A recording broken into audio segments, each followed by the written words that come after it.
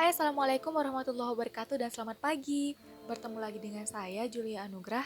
Semoga kalian yang menyaksikan video pembelajaran ini dalam keadaan sehat walafiat. Pada pertemuan sebelumnya, kita telah membahas bab 4 terkait pengertian dan faktor-faktor apa saja yang mempengaruhi permintaan dan penawaran.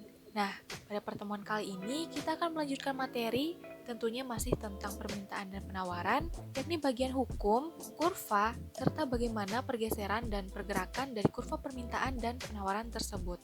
Oke, langsung saja kita masuk ke bahasan yang pertama, yakni permintaan. Ada yang masih ingat dengan pengertian permintaan? Iya, jadi permintaan adalah jumlah barang dan jasa yang diminta tentunya mampu untuk dibeli seseorang pada waktu tertentu di berbagai atau beberapa tingkat harga. Nah, dalam permintaan ada 3 poin penting yang harus kalian ketahui. Di antaranya tersaji sebagai berikut. Dalam permintaan juga terdapat hukum yang berlaku, yakni ketika harga suatu barang naik, maka jumlah barang yang diminta akan turun. Namun, ketika harga suatu barang turun, maka barang yang diminta akan bertambah. Hal ini menunjukkan bahwa hukum permintaan berbanding terbalik dengan harga atau memiliki sifat yang negatif. Selanjutnya kita masuk ke bahasan kurva permintaan.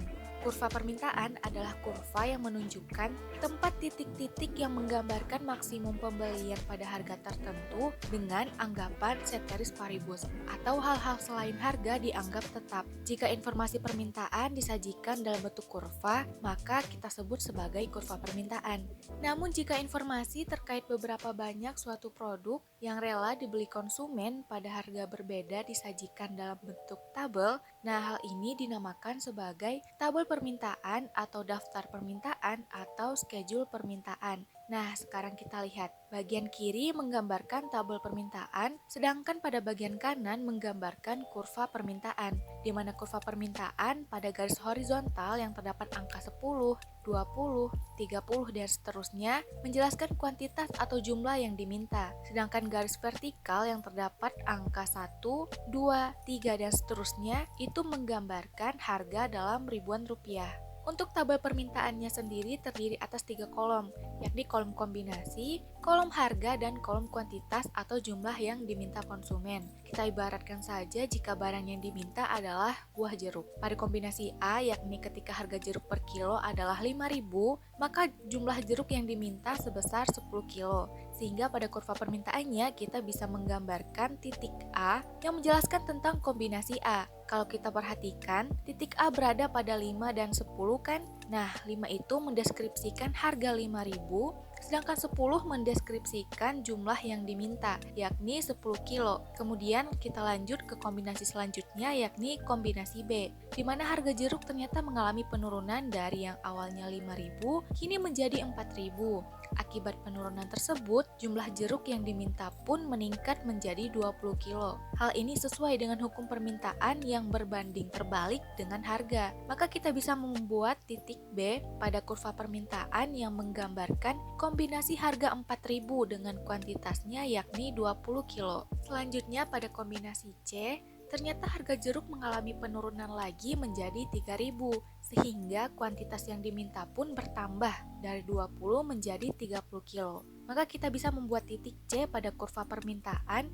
yang menggambarkan kombinasi dari harga dan kuantitas yang diminta tersebut. Lanjut lagi pada kombinasi D, harga jeruk semakin turun menjadi 2.000 dan permintaan meningkat menjadi 30 kilo. Kita pun juga bisa membuat titik D yang menggambarkan kombinasi D. Lalu yang terakhir yakni kombinasi E. Harga jeruk mengalami penurunan lagi hingga menjadi 1.000 per kilonya. Kemudian kuantitas yang diminta semakin meningkat menjadi 50 kilo. Kita juga bisa menggambarkan titik E pada kurva permintaan jeruk tersebut. Sekarang jika kita perhatikan lebih lanjut dari titik A hingga titik E, maka kita bisa tarik garis permintaan dari kiri atas ke kanan bawah.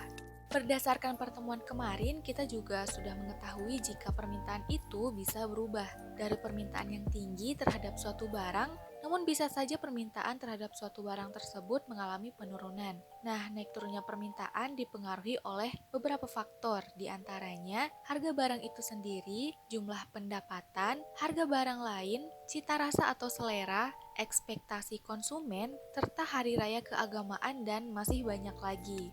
Dalam kurva permintaan ada juga yang namanya pergeseran kurva permintaan. Pergeseran ini bisa berupa pergeseran karena peningkatan ataupun karena penurunan permintaan. Permintaan bergeser disebabkan perubahan faktor-faktor selain harga. Misalnya, suatu ketika terjadi peningkatan jumlah jeruk yang diminta, padahal harga jeruk tersebut tetap. Hal ini dapat disebabkan oleh faktor-faktor yang telah disebutkan sebelumnya, entah itu meningkatnya pendapatan konsumen, meningkatnya jumlah penduduk, atau bisa saja meningkatnya kesadaran masyarakat bahwa jeruk sangat baik sebagai sumber vitamin sehingga terjadi pergeseran yang mengarah pada peningkatan permintaan. Oke, sekarang kita langsung saja masuk ke contohnya. Dimisalkan ketika harga jeruk 9.000, jumlah jeruk yang diminta awalnya adalah 20. Namun karena ada faktor-faktor tadi yang menyebabkan kuantitas yang diminta bertambah jadi 40, di mana ini menjadi kuantitas baru dari permintaan jeruk tersebut.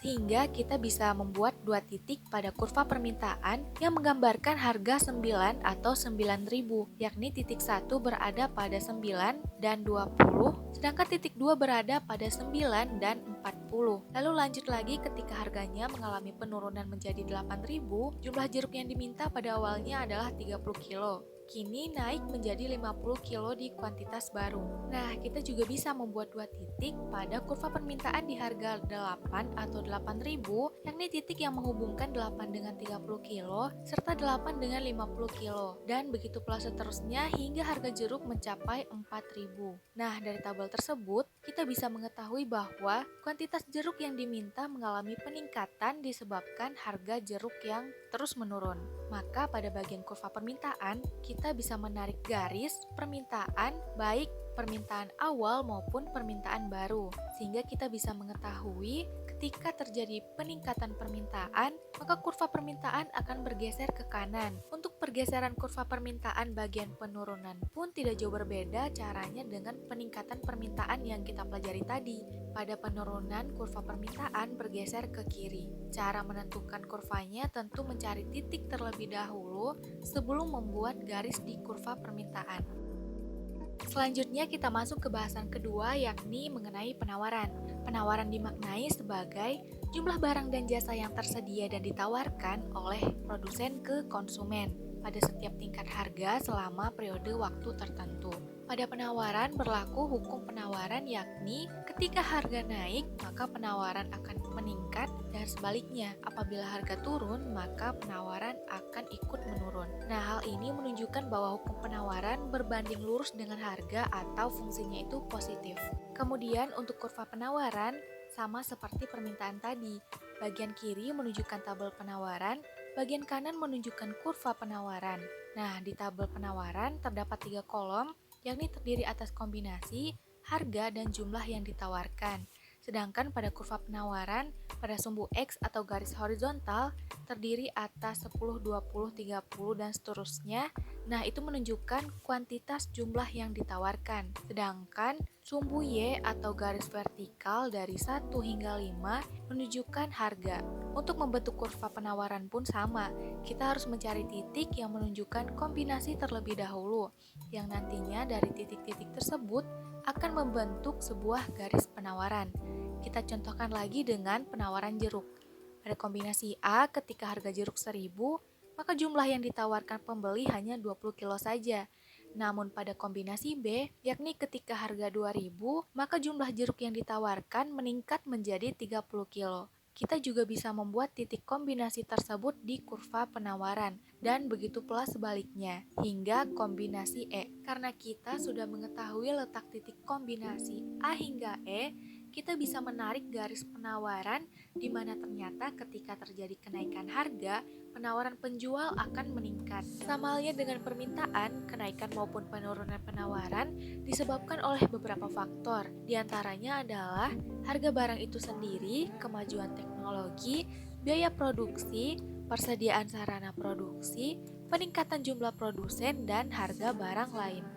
Karena beberapa faktor tadi, kurva penawaran pun dapat mengalami pergeseran dari penawaran awal menjadi penawaran baru. Bagian kiri menunjukkan tabel penawaran, sedangkan bagian kanan menunjukkan kurva penawaran. Langsung saja kita masuk ke contohnya. Dimisalkan untuk penjualan buah jeruk, ketika harga jeruk per kilonya adalah 4.000, awalnya penawaran penjual adalah 30 kilo. Namun kemudian jumlah jeruk yang ditawarkan mengalami perubahan menjadi 50 kilo. Nah, hal ini menunjukkan ada faktor selain harga yang mempengaruhi perubahan penawaran tersebut. Sebab harga yang ditawarkan adalah tetap 4.000. Namun kuantitas penawarannya berubah. Nah, faktor tersebut bisa saja disebabkan oleh meningkatnya jumlah petani jeruk atau ada penemuan teknologi baru sehingga tingkat produksi meningkat. Sehingga kita bisa membuat titik penawaran awal dan titik penawaran baru pada kurva penawaran. Kira-kira seperti ini. Nah, begitu pula ketika harganya 5.000 per kilo. Kuantitas awal yang ditawarkan adalah 40 kilo. Namun kemudian naik menjadi 60 kilo. Kita juga bisa membuat dua titik pada harga yang sama, yakni pada harga 5 atau 5.000 di kurva penawaran, dan begitu pula seterusnya. Nah, ketika kita sudah mengetahui titik-titik di kurva penawaran, kita bisa langsung menarik garis di kurva penawaran tersebut, sehingga bisa disimpulkan bahwa ketika terjadi peningkatan penawaran, maka S1 atau supply atau penawaran awal akan bergeser ke kanan, yakni ke S2 atau supply atau penawaran baru. Sedangkan untuk contoh pergeseran kurva penawaran bagian penurunan penawarannya dapat dicontohkan sebagai berikut. Kita bisa mengetahui jika ternyata ketika terjadi penurunan penawaran, maka kurva akan bergeser ke arah kiri. Nah, akhirnya selesai juga kita membahas materi keseimbangan dan struktur pasar bagian hukum, kurva, serta pergeseran dari kurva permintaan dan kurva penawaran. Terima kasih karena sudah menyempatkan diri untuk menyaksikan video pembelajaran ini. Semoga materi yang saya sampaikan bisa menambah wawasan dan bermanfaat bagi kalian. Sampai jumpa di video pembelajaran berikutnya.